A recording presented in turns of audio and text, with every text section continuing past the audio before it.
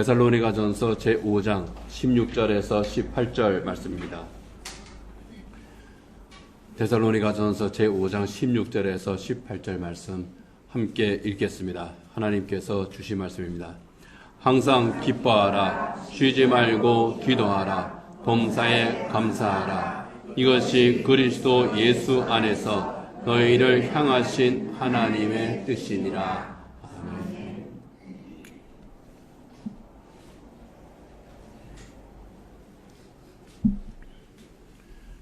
의도치 않게 데살로니가전서 5장 설교를 계속합니다.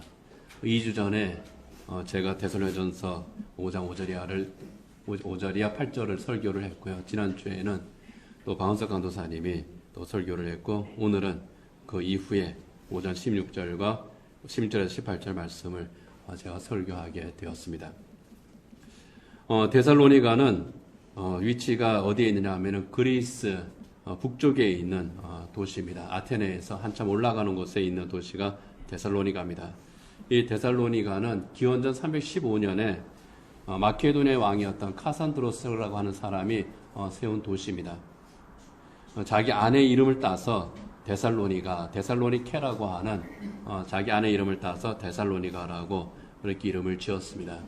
이 데살로니케는요, 알렉산더 대왕의 여동생입니다. 그러니까 자기 아내를 함부로 할 수는 없었겠죠.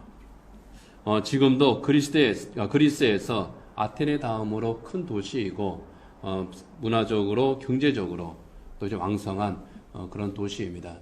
사도 바울 당시에도 정치적, 경제적, 문화적으로 참 많이 번성했던 도시가 데살로니가고요. 그리고 이 데살로니가에는 그리스 사람들만 살았던 것이 아니라 디아스포라라고 하는 그 유대인들, 이스라엘 바깥에서 살고 있던 이 유대인들이 많이 살고 있던 곳이 데살로니가였습니다.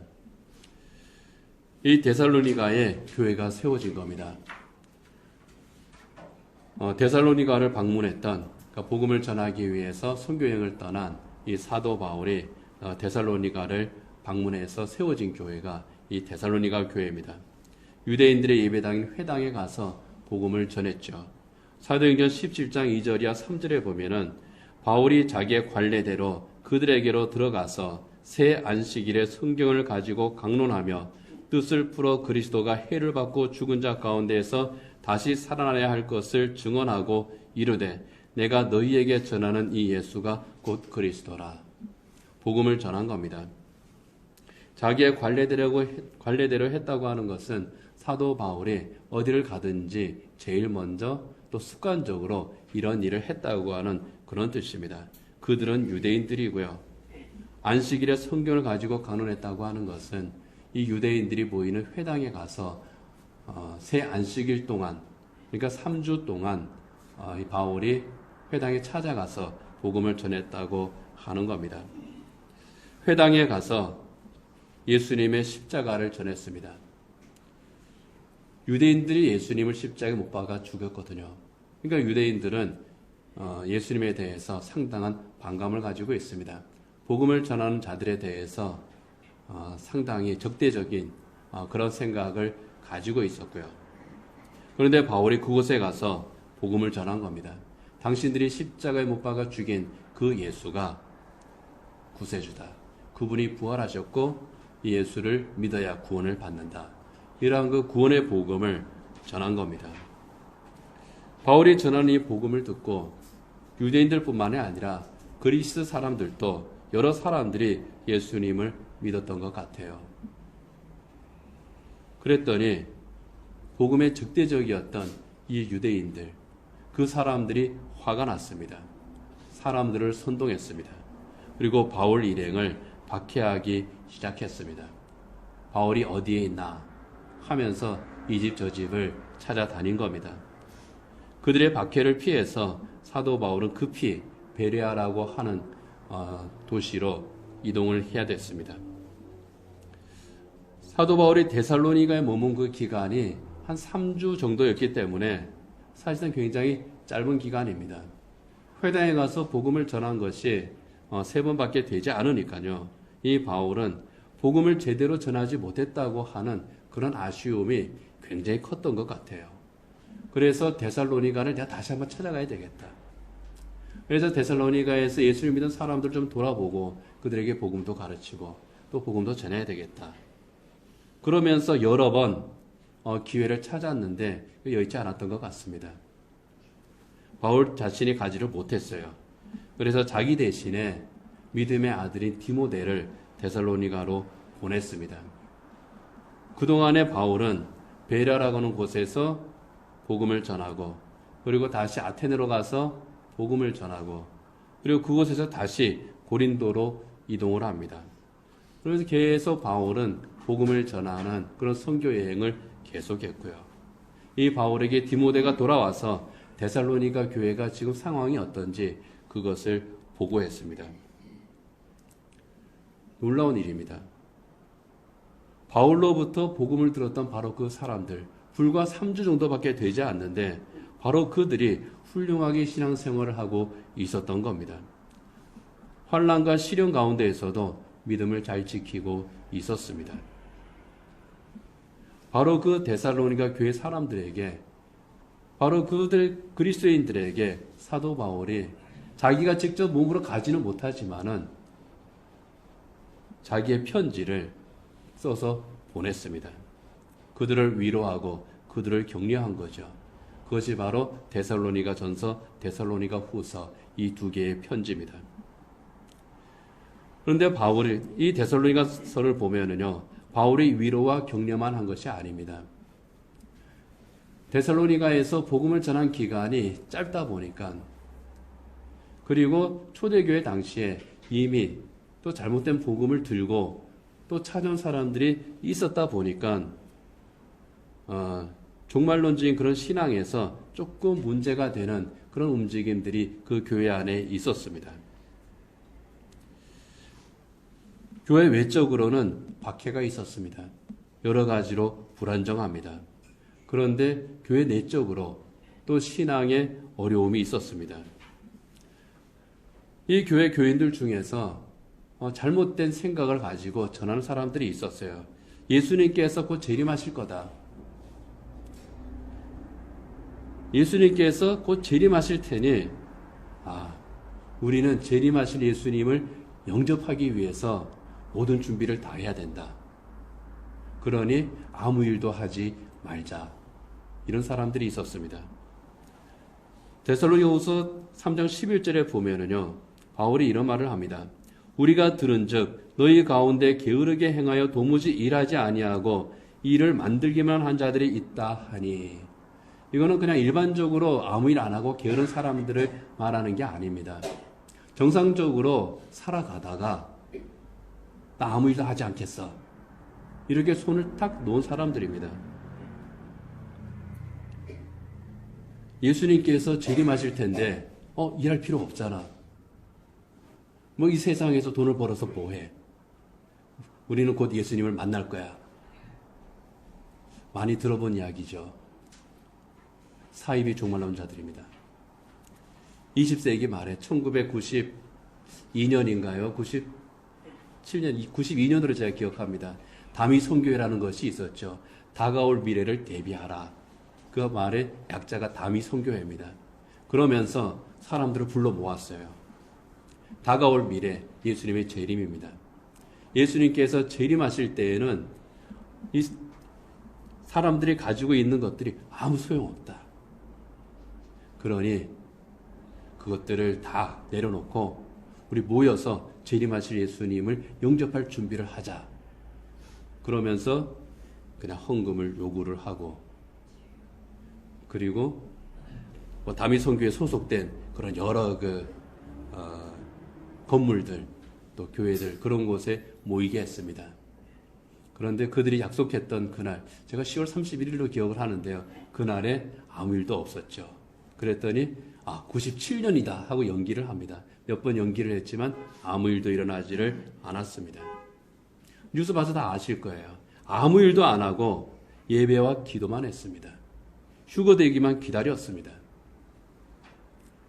바로 그것과 비슷했다고 생각하면 돼요. 그것을 사도 바울이 게으르게 행하여 도무지 일하지 아니하고 일을 만들기만 하는 자들이다. 다른 사람들을 계속 그렇게 들쑤시는 거예요. 정상적으로 신앙생활 잘하고 있는데 그 사람들을 향해서 야 그거 잘못됐어 하면서 오히려 이 사이비가 교회를 흔드는 겁니다. 그것 때문에 힘들어하고 있던 데살로니가 교회 성도들에게 진정한 재림 소망을 가진 그리스도인은 어떻게 살아야 되는 것인지 올바른 그리스도의 삶의 태도에 대해서 가르치는 겁니다. 그것이 고린도전서 5장 전체의 내용이에요. 오늘 말씀도 그런 맥락에서 우리가 이해하는 그런 말씀입니다. 그 당시 데살로니가 교회의 상황, 외적으로는 박해의 상황입니다. 예수 믿는 것 때문에 언제 생명을 잃을지도 모르는, 그리고 사회적으로 경제적으로 불이익을 당할 수밖에 없는 그런 상황입니다. 그런데 내적으로는 이런 그 사이비 종말론자들이 들어와서 건강한 그리스도인의 신앙을 좀 먹고 교회를 흔들고 있었던 겁니다. 그들을 향해서 이 사도 바울이 진정한 그리스도인의 삶은, 참된 종말론을 가진 그리스도인의 삶은 그런 것이 아니다. 이것을 가르치면서 한 말이 바로 오늘 우리 본문이죠. 같이 한번 읽어보겠습니다. 항상 기뻐하라. 쉬지 말고 기도하라. 범사에 감사하라. 우리가 늘 이 말씀을 기억을 하고 지키는데, 특별히 그 시대 상황을 이해하면서 이 말씀을 보면은 우리가 또 다른 느낌이 있을 줄 압니다. 여기에 항상 기뻐하라고 하는 말은요, 어떤 일이 있어도 기쁨을 잃지 말라, 그런 뜻입니다. 어떤 일이 있어도, 박해가 있어도, 또 유혹이 있어도, 그런데 흔들리지 말고 하나님 앞에서 기뻐하라. 힘든 일, 괴로운 일이 현실적으로 좋은 일보다 더 많다고 할지라도 그럼에도 불구하고 기쁨을 잃지 말아라 하는 겁니다. 그 이유는 현재 우리가 겪고 있는 고난과 시련, 이 아픔들, 이것들이 우리를 힘들게 하지만 이것과 비교할 수 없는 영원한 소망이 우리에게 있다는 겁니다. 그것을 바라볼 때 기뻐할 수 있다는 거예요. 그 기쁨은 내적인 기쁨입니다. 영적인 기쁨입니다. 주님께서 주시는 기쁨이에요. 그 기쁨으로 어떤 일이 있어도 이기라고 하는 것이 이 항상 기뻐하라고 하는 이 말씀입니다.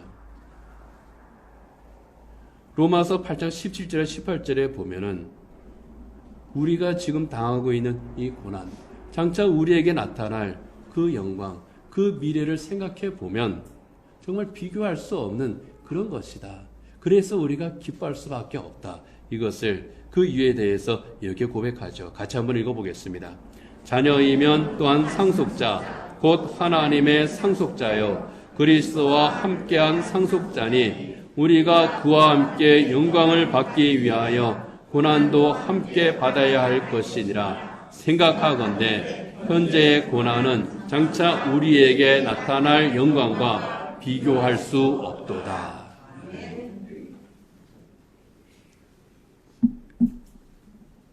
그렇기 때문에 기뻐하는 겁니다. 그리고 그 다음으로요, 쉬지 말고 기도하라 하는 이 말씀은 어떠한 경우에도 기도를 멈추지 말라, 그런 뜻입니다. 근데 이 말씀은요, 그러면 다른 거 하지 말고 하루 종일 기도만 해라. 그냥 엎드려서 기도만 해라. 그런 뜻이 아닙니다. 기도하는 태도를 말하는 거예요. 여기에 쉬지 말고 이렇게 이제 번역된 그 헬라어 원문은요, 아디알립토스라고 하는 그런 단어인데요. 밑바닥까지 이루도록 멈추지 않는다, 그런 뜻입니다.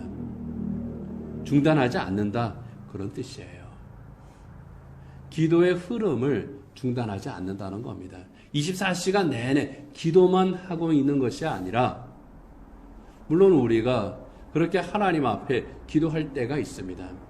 정말 평소에는 5분도 기도 못하던 사람이 5시간을 계속 이어서 기도할 수도 있거든요. 그 하나님께서 주시는 특별한 은혜입니다.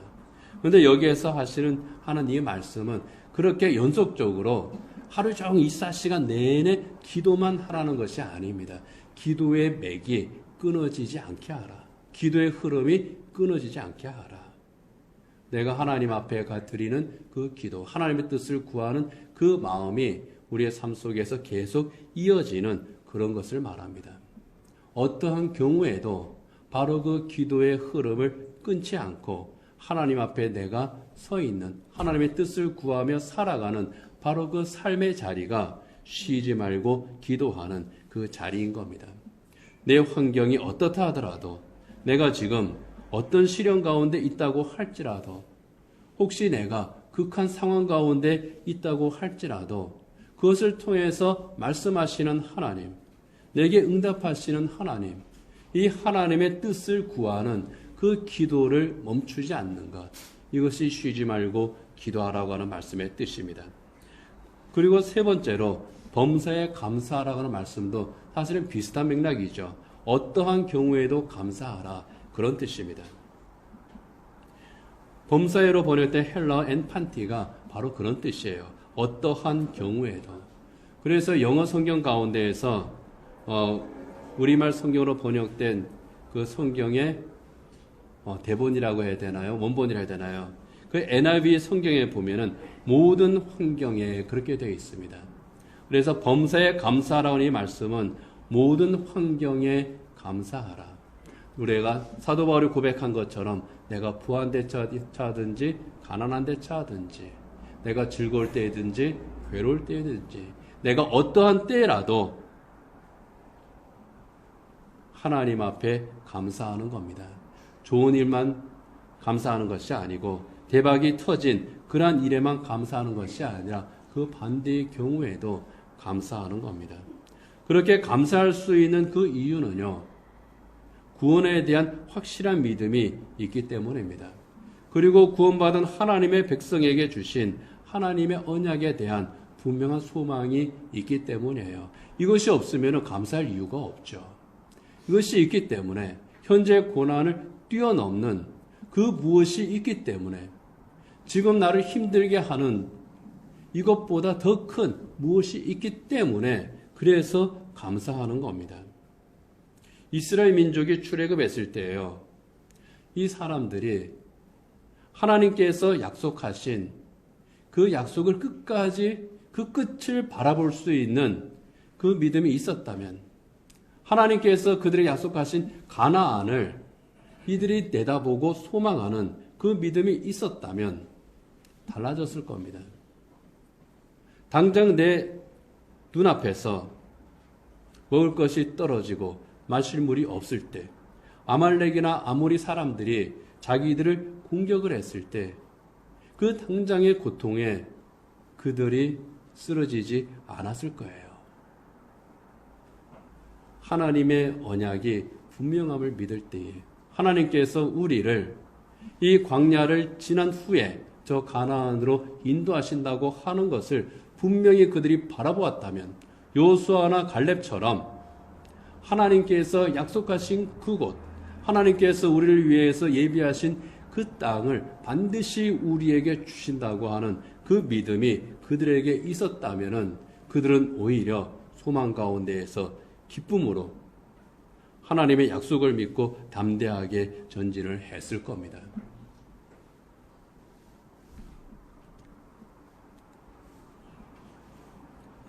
사도 바울은 로마서 8장 37절에서 바로 그러한 소망을 가진 하나님의 언약을 믿는 그 믿음의 고백을 로마서 8장 37절에서 합니다. 같이 한번 읽어보겠습니다. 그러나 이 모든 일에 우리를 사랑하시는 이로 말미암아 우리가 넉넉히 이기느니라. 이 모든 일, 고난을 말합니다. 괴로움을 말합니다. 내 뜻대로 되지 않는 그 모든 상황들을 말합니다. 그러나 이 모든 일에 우리는 넉넉히 이길 수 있다는 거예요. 무엇으로 말미암아서요? 우리를 사랑하시는 이 곧 하나님으로 말미암아 이길 수가 있다는 겁니다. 그 이유는 하나님께서는 우리를 결코 포기하지 않으시기 때문이라는 겁니다. 이스라엘 백성들은 광야에서 쉽게 포기했습니다. 쉽게 절망했습니다. 쉽게 내려놓았습니다. 먹을 것이 없으면 우리가 여기에서 굶어 죽는구나 그랬습니다. 마실 물이 없으면 우리가 여기에서 목말라 죽는구나 그랬습니다. 아말렉이 쳐들어오면 우리가 저 사람들에게 맞아 죽는구나 그렇게 했습니다. 그러나 하나님께서는 하나님의 백성을 그렇게 버려두지 않으시죠. 만나를 내려주셨고 능력으로 그들을 도우셨습니다. 결코 포기하지 않는 그 사랑의 하나님이시기 때문에 사도 바울은 그 하나님의 사랑이 내게 있기에 나는 넉넉히 이길 수 있다고 고백하는 겁니다. 마침내 이기게 하시는 하나님이시기 때문에 나는 낙심하지 않습니다. 그래서 나는 하나님 앞에 오히려 감사하며 하나님께 더 가까이 나아간다고 하는 것이 바울의 고백인 겁니다. 여러분, 성도들을 향한 하나님의 사랑의 가장 좋은 면이요, 바로 결코 포기하지 않으시는 사랑이라고 하는 그겁니다. 그 사랑으로 지켜주시고 영원한 하나님의 나라로 인도하시는 겁니다. 데살로니가 교회 성도들에게 바로 그것을 이야기를 하는 겁니다. 그 믿음으로 기뻐하고 그 믿음으로 기도하고 그 믿음으로 감사하며 오늘 현재의 삶을 살아가자고 하는 것이 바울의 요청입니다. 항상 기뻐하라, 쉬지 말고 기도하라, 범사에 감사하라.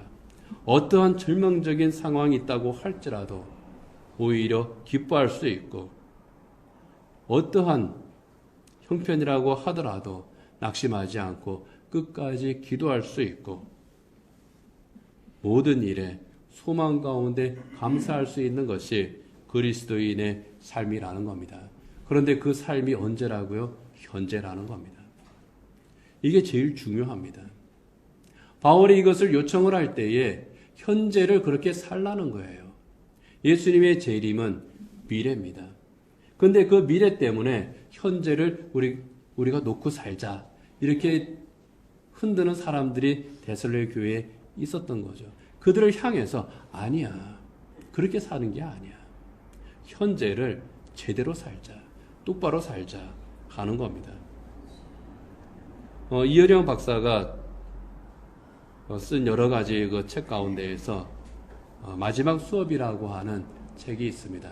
사실상 이어령 박사의 마지막 그 유고집이라고 할 수가 있죠. 거기에 보면은 현재 그리스도인들이 현재의 삶을 살아가는 그런 태도에 대한 세 가지 교훈을 이야기한 것이 있습니다. 그 세 가지는 우리가 참 잘 아는 그런 내용들이에요. 메멘토 모리, 카르페 디엠, 아모르 파티, 이 세 가지죠. 이 메멘토 모리, 너의 죽음을 기억하라, 그런 뜻입니다. 알렉산더 대왕이 아침에 일어날 때마다 시종이 찾아와서 이 말을 하라 그랬다 그러죠. 메멘토 모리, 당신이 위대한 황제의 정복자일지는 몰라도 당신도 죽습니다. 로마의 장군들이 개선식을 할 때 그 뒤를 따라오는 사람들이 또 이것을 외쳤다 그러죠. 메멘토 모리. 지금은 당신이 승리자로 로마에 입성하지만 당신도 언젠가는 죽습니다. 인간은 누구나 죽는다는 것을 기억하고 겸손한 마음으로 현재를 살아라, 그런 뜻입니다. 이 까르페 디엠이라고 하는 말은 직접적으로는 현재를 즐겨라, 그런 뜻이죠. 우리에게는 죽은 치인의 사회라고 하는 그 영화의 명대사로 잘 기억이 되어 있습니다. 원래는 그리스 철학자 호라티우스라는 사람이 한 말입니다. 근데 여기 현재를 즐기라고 하는 것이 그냥 재미있게 살아, 너 하고 싶은 대로 해, 그런 뜻은 아닙니다.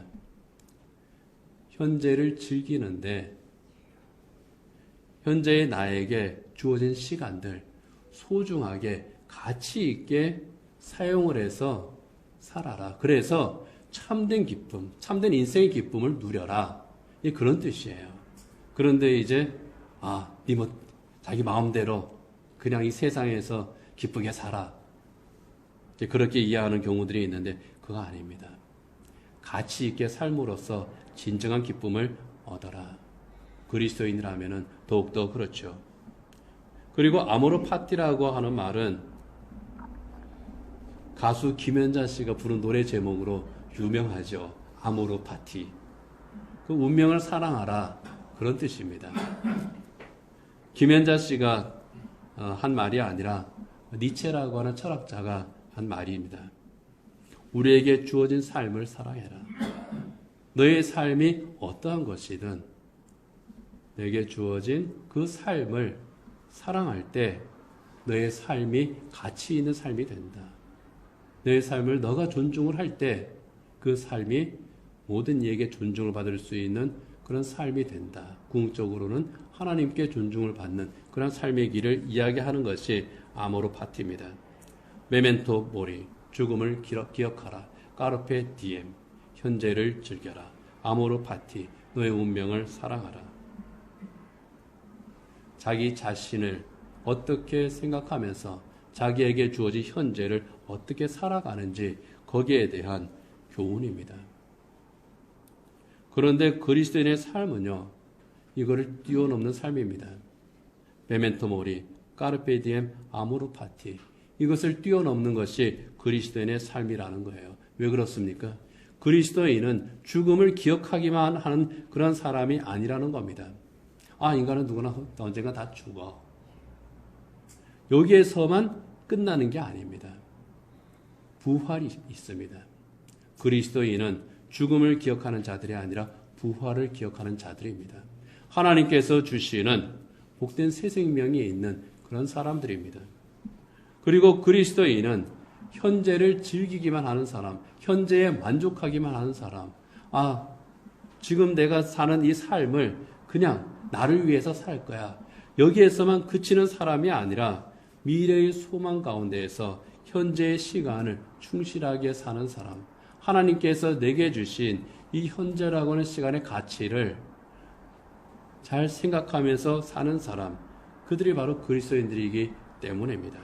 그리고 그리스도인은 운명을 사랑하고 그것을 받아들이기만 하는 그러한 사람이 아닙니다.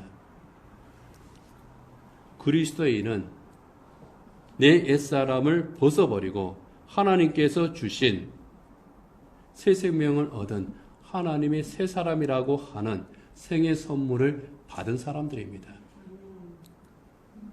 내 운명, 이건 내 거니까 내가 사랑해야지. 여기에서 더 나가는 겁니다. 그 운명을 바꿔버리신 거예요. 하나님께서. 하나님의 새 사람을 입은 하나님의 복된 존재, 이 가치를 알고 사는 사람들이 그리스도인이라는 겁니다. 그래서 그리스도인의 날들, 특별히 우리가 살아가는 하루하루의 시간들, 오늘이라고 하는 이 시간은 그 어떤 날보다 소중한 겁니다. 비록 오늘이 고단한 날이라고 할지라도, 힘든 날이라고 할지라도 그리스도인은 결코 낙심하지 않습니다. 낙심하지 않을 분명한 이유가 있는 겁니다. 나를 구원하신 주님의 은혜가 있기 때문에 오히려 기뻐합니다. 오히려 고난 가운데에서 찬송합니다. 내가 하나님의 자녀가 되었다고 하는 이 놀라운 사실, 그거 하나 때문에라도 감사합니다. 다른 모든 것들은 그냥 다 따라오는 거예요. 그래서 오히려 내가 하나님의 자녀가 되었구나. 내가 하나님의 사람이구나. 내가 천국 시민이구나. 내가 영생을 얻은 사람이구나. 이것 때문에 하나님 앞에 감사하고요. 날마다 나를 향하신 그 하나님의 기뻐하시고 온전하신 뜻이 무엇인지 이것을 구할 수가 있는 겁니다. 그 가운데에서 오늘 내게 주어진 시간을 살아가는 사람들이 그리스도인들인 겁니다. 그래서 그리스도인들은 시간을 헛되이 보내지 않습니다. 가치 있게 보냅니다. 천국의 가치를 쌓으면서 살아갑니다. 오늘 내게 주신 이 삶의 시간을 소중하게 사용하는 겁니다. 이게 그리스도인이에요. 바울은 5장 18절 후반부에서 이렇게 말합니다. 같이 한번 읽겠습니다. 이것이 그리스도 예수 안에서 너희를 향하신 하나님의 뜻이니라. 아멘. 항상 기뻐하고 쉬지 말고 기도하고 범사에 감사하는 것.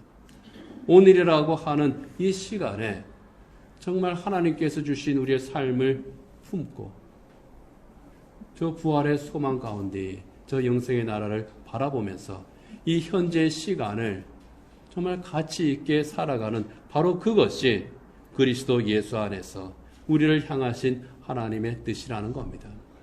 하나님의 뜻은요, 어떠한 경우에도, 어떠한 환경에도, 어떤 고난에도, 어떤 시련에도 우리를 낙심하게 하거나 시험에 들게 하지 않습니다. 나에게 그리스도인이라고 하는 이 귀한 이름, 이 복된 이름을 주신 이 하나님 앞에서 기뻐하고요.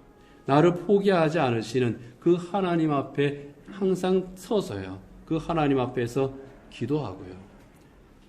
하나님께 감사하는 삶을 사는 사람들이 그리스도인이라는 겁니다. 바로 그것을 바울이 이야기를 하고 있습니다. 이제 말씀을 맺도록 하겠습니다. 데살로니가 교회의 정황은 외적으로는 박해가 있었고 내적으로는 예수님의 재림에 대해서 혼란스러웠던 사이비 종말론자들 때문에 교회가 어지러웠던 그때였습니다. 지금 이 시대도 비슷합니다. 오히려 예수님 진짜 재림해? 내세가 진짜 있어? 이렇게 생각하는 그런 그 교인들이 점점 더 많아진다고 그래요. 그렇지만은 분명하게 말씀을 드립니다. 예수님께서 재림하시는 것, 예수님께서 세상에 오셨고 십자가에 못 박혀 죽으셨고 부활하셨고 그리고 다시 재림하시는 것, 이것은 분명한 사실입니다. 지금 이루어진 것이 아니라고 해서 그것은 가짜야, 이게 아닙니다. 지금 현재는 아니지만 반드시 이루어지는 미래, 이것이 우리 예수님의 재림이에요. 그리고 그때 예수님께서 심판하심 분명히 있습니다. 그리고 예수님께서 재림하실 때 하나님 나라가 임합니다. 그 하나님 나라는 모든 성도들이, 하나님 은혜로 구원받은 모든 성도들이, 하나님의 자녀들이 영생을 누리는 바로 그 나라죠. 바로 그 하나님 나라에 대한 확신과 소망을 가지고 살아가고 있습니다. 언젠가 임할 하나님 나라에 대한 막연한 기대가 아니라 지금 우리 안에 임한 하나님 나라에 대한 소망입니다.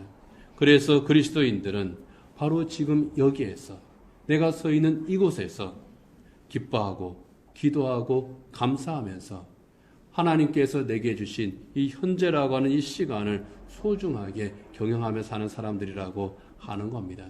하나님께서 내게 주신 날들이기 때문입니다.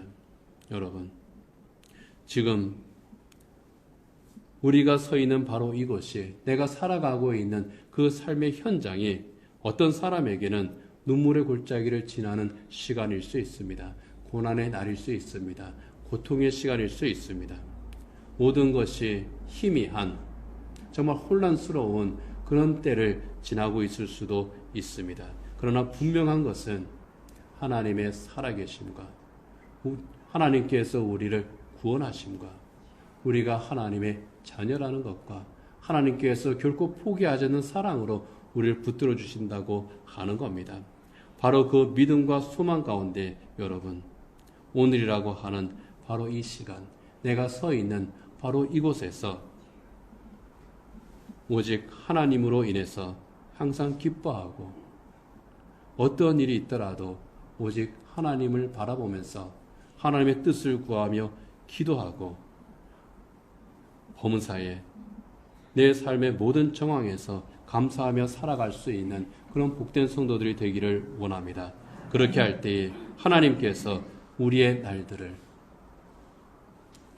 오늘과 내일과 미래, 주님 앞에 서는 그 모든 날들을 은혜의 날이 되게 하시는 그 복을 우리에게 주심을 믿습니다. 반주자 나와 주시고요.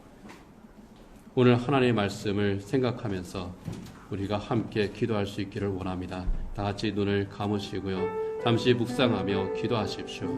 하나님께서 내게 주신 오늘은 어떤 날입니까? 내가 지금 살아가고 있는 이 현재 시간은 어떤 시간들입니까?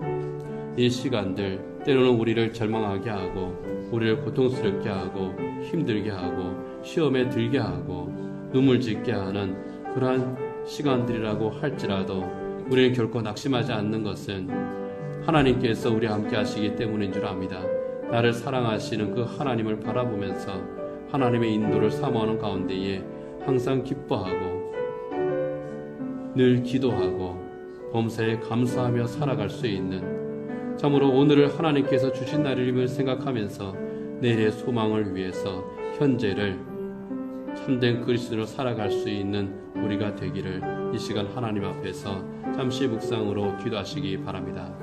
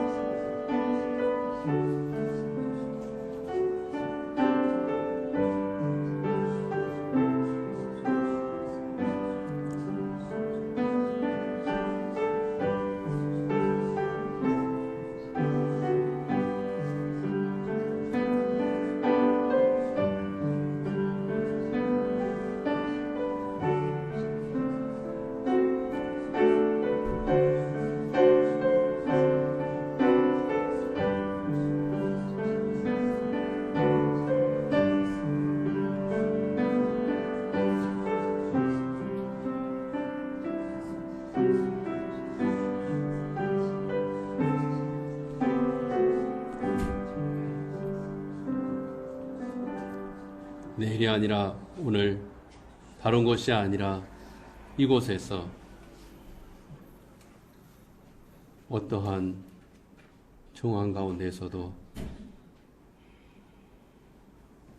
기뻐하며 기도하며 감사하며 살아가는 복된 그리스도인들 되게 하시고 결코 포기함이 없으신 하나님께서 그 사랑으로 우리를 품으시고 그 능력으로 우리를 새롭게 하시고 복되게 하시며 승리하게 하시는 그 은혜를 저희들이 누리게 하시고, 하나님, 저희들의 시선이 저 영광의 하나님 나라를 향하게 하여 주시옵시고 다시 오실 예수님 앞에 서는 그날을 소망하면서 참된 그리스도인으로 오늘이라고는 이 시간을 가치 있고 복되게 살아갈 수 있는 저희들 되게 하여 주시옵소서.